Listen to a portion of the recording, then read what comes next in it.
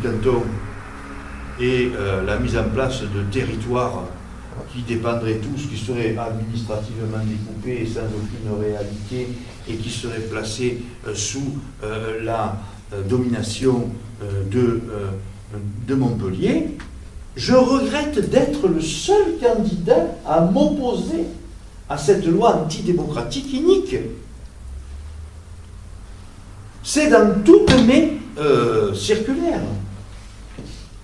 Et vous savez, on dit, oui, mais c'est voté, c'est voté, c'est voté. Je vais vous dire, moi, Chirac et... beaucoup de respect pour le président Chirac. Chirac et Juppé, devenu aujourd'hui le ministre des Affaires étrangères de Sarkozy, qui vilipendait il y a quelques années, avait voté la loi sur les contrats emploi poubelle. C'est comme ça qu'on avait dit. Contrat premier emploi, hein, vous vous rappelez. Ils avaient voté, ils avaient fait les décrets, etc. Le CPE, hein, c'est ça. Hein. Ouais. Ils avaient voté, ils avaient signé les décrets d'application. Le Parlement avait voté. Ils n'ont pas été appliqués. Parce qu'il y a eu une protestation très très forte.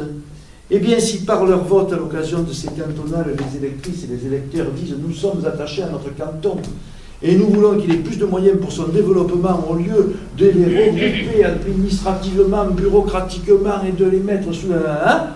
eh bien, ils seront bel obligés de le prendre en considération. Voilà. Parce qu'on voit bien comment ça va se faire. Plus de canton, plus de conseil général, uniquement un conseil régional. Mais la même loi, si on la poursuit, c'est plus de communes, c'est plus de municipalités.